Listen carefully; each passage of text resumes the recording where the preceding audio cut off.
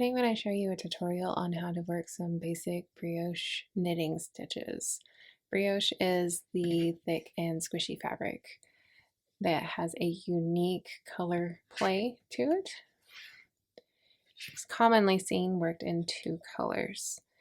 Each row is worked twice, so you work with the color A going all the way across. Then you slide back to the beginning and you work in color B. Now it might sound daunting, but this is a very simple technique, and if you know how to knit, purl, slip, and yarn over, you can knit any brioche pattern. As you see on the side here on my salvage edge, I have 4 stitches of 2 color garter stitch. So you can see on the needle, the last color that was worked was color B, which means we next work color A. So we're going to knit the 4 stitches all the way up to this first brioche stitch. So you will see that there is a knit stitch and a yarn over in color B. So we're going to keep these together. These are best friends. So what we're going to do is we're going to insert our needle into the stitch and the yarn over, knit them together as if they were one stitch, and that is a brioche knit or Burke. Next, you can see here is just one stitch that is in color B. This is when we're going to bring the yarn to the front. We're going to work a slip one yarn over. So insert your needle purlwise into the stitch, slip it onto the right needle, and then yarn over so that he has his friend. So next we come to a brioche knit. So again, we're just going to insert the needle into the stitch and its yarn over and knit them together. And a simpler way to work this slip one yarn over is to one fluid motion. Insert the needle purlwise and pull the stitch and the yarn up over the right needle. And then we work it across. Knit, brioche knit, slip, and yarn over. Brioche knit,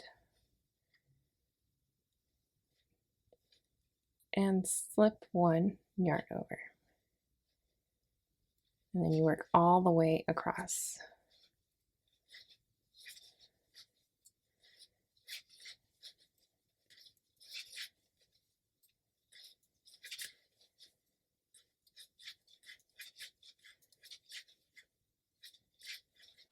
Alright, so now we've finished working color A. We've worked all the way to the end. Now when I say we go back to the beginning, we need to come back here and work the stitches that were slipped in the previous row. So in order to do that, we're going to take our needle and hold our fabric and just pull the needle back to the beginning of that row. So now you're set up to work your color B. I will let you know that I am a combination knitter. I tend to work my purl stitches different than a lot of people. So the key on this is to work the purls or the brioche purls the same way that you normally would work a purl.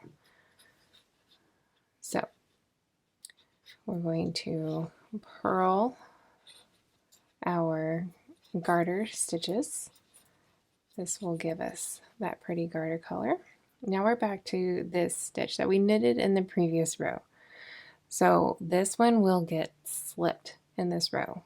So we're going to do a slip one yarn over. So we're going to insert the needle purlwise. Yarn is in front, slip the stitch, and then bring the yarn over the work. The next stitch is a brioche purl. Make sure your yarn is in the front. You have your purl stitch and your yarn over. We're going to purl them together because they're friends, similar to working a purl two together. And then the next is a slip one. Remember the trick from last time, your yarn is already in front, so we can put the needle into the stitch, slip the stitch and grab the yarn over at the same time, and then bring the yarn to the front. So you have your knitted stitch and your yarn over. Now we're going to bring the yarn to the front.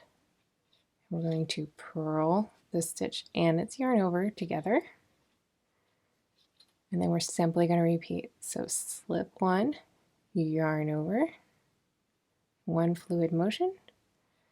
Then we're going to brioche purl the stitch with his yarn over friend.